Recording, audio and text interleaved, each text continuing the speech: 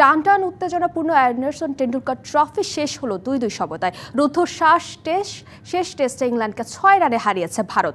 এই টেস্ট জন্ম দিয়েছে অনেক রেকর্ডের, পাশাপাশি স্মরণীয় হয়ে থাকবে ইংলিশ অলরাউন্ডার ক্রিস ওকসের ভাঙা কাঁধ নিয়ে ম্যাচ বাঁচাতে নেমে যাওয়ার বীরত্বগাথার জন্য।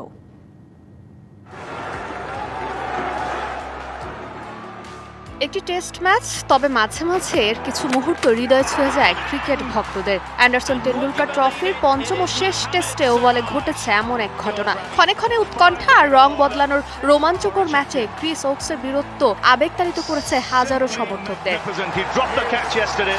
শেষ উইকেটে ভারতের বিপক্ষে জয়ের জন্য ইংল্যান্ডের দরকার ছিল ১৭ রান, আর ভারতের জয়ের জন্য দরকার ছিল ১ উইকেট। ঠিক সে সময় সবাইকে অবাক করে দিয়ে ক্রিজে নামেন অলরাউন্ডার ক্রিস ওকস। দলের প্রয়োজনে অসম্ভবকে সম্ভব করার মানসিকতা দেখিয়েছেন ৩৬ বছর বয়সী এই ক্রিকেটার।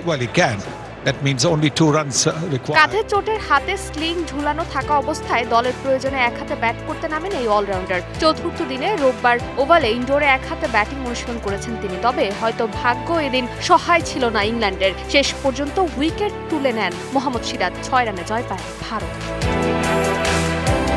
এর আগে এমন নজির দেখেছে ক্রিকেট বিশ্ব। ভাঙা হাত নিয়ে দলের প্রয়োজনে মাঠে নেমেছিল তামিম ইকবাল। ২০১৮ এশিয়া কাপে শ্রীলঙ্কার বিপক্ষে ম্যাচের শুরুর দিকে চোট পেয়ে তার হাতেও স্লিংয়ে ঝোলানো ছিল। টুর্নামেন্ট থেকে ছিটকে গিয়েছিলেন তিনি। তবুও শেষ জুটিতে ক্রিজে গিয়ে এক হাতে ব্যাট করে ক্রিকেটের চিরন্তন সাহসিকতার গল্পে জায়গা পেয়ে গেছেন বাংলাদেশের এই ওপেনার।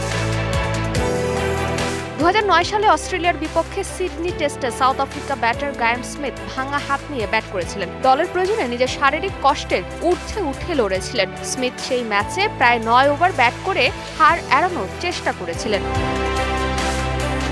এদিকে এমন রোমাঞ্চকর টেস্টে ম্যাচে রেকর্ডের বন্যায় ভাসছে ক্রিকেটাররা। টেস্ট ক্রিকেটের ১৪৮ বছর ইতিহাসে এমন নজির এবারই প্রথম। একই সিরিজে দুই দলের মিলিয়ে ৯ জন ব্যাটার ৪০০ এর বেশি রান করেছেন, যা টেস্ট ক্রিকেটের ইতিহাসে প্রথমবার এমন ঘটনা ঘটল। তালিকায় আছেন ভারতের ৫ জন এবং ইংল্যান্ডের ৫ জন ক্রিকেটার।